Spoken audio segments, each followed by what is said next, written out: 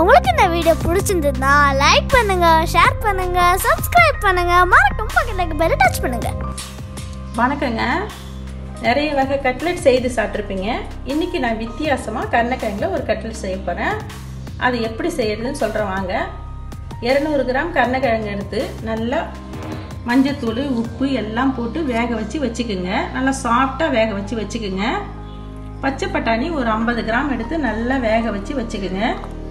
ஒரு வெங்காயம் பொடியாக அரிஞ்சது, 2 பச்சை மிளகாய் பொடியாக அரிஞ்சது, கொஞ்சோண்டு இஞ்சி, ஒரு துண்டு இஞ்சி பொடியாக அரிஞ்சது, கொஞ்சம் கருவேப்பிலை கிள்ளி வச்சுக்குங்க. இதை எப்படி செய்யறதுன்னு நான் சொல்கிறேன். இப்போ கட்லெட் செய்ய ஒரு கடாயில் 2 ஸ்பூன் எண்ணெய் ஊற்றிருக்கிறோம். இதில் கொஞ்சமாக சீரகம் போட்டுக்குவோம்.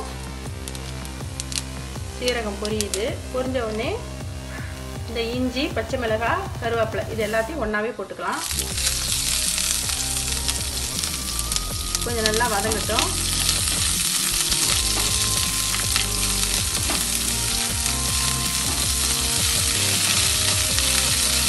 அடுத்ததாக இந்த பொடியாக கட் பண்ண வெங்காயம் இதையும் போட்டு நல்லா வதக்கிக்குவோம்.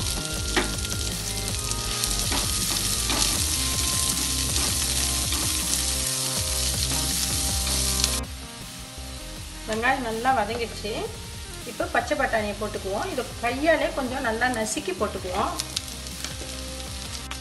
அது கூடவே தேவையான அளவு கொஞ்சமாக உப்பு போட்டுக்குங்க.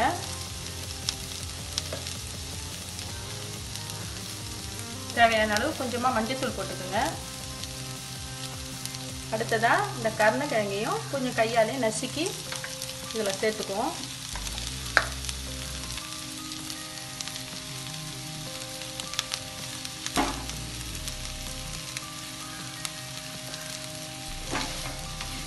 கொஞ்சமாக கொத்தமல்லி போட்டு நல்லா வதக்கிக்கலாம்.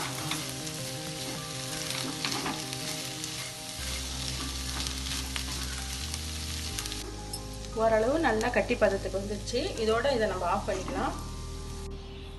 கட்லெட் மசாலாவை இந்த மாதிரி உருண்டை பண்ணிக்கோங்க. வடை மாதிரி நல்லா தட்டிக்கோங்க. இந்த ஓரமெல்லாம் நல்லா பட்டையாக அமுக்கிங்க. அதுக்கப்புறம் இந்த பிரெட்டு தூளில் போட்டு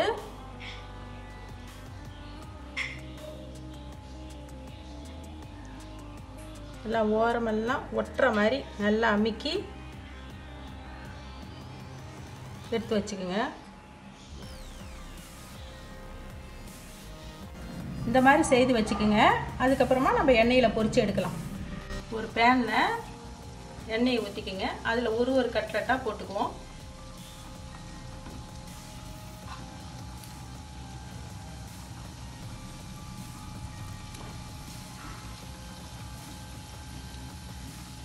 லோ ஃப்ளேமில் வச்சு மொறுமொறுன்னு வறுத்து எடுக்கலாம். பாருங்கள், கட்லெட் நல்லா மொறுமொறுன்னு வெந்துடுச்சு. மறுபக்கம் திருப்பி போட்டிருக்கோம். அது நல்லா மொறுமொறுன்னு வெந்தவொடனே நம்ம எடுத்துடலாம். அருமையான வித்தியாசமான கருணைக்கிழங்கு கட்லெட் ரெடி ஆயிடுச்சு. ஈவினிங் டைமில் இதை சூடாக செய்து டொமேட்டோ சாஸ் வச்சு சாப்பிட்டிங்கன்னா சூப்பராக இருக்கும்.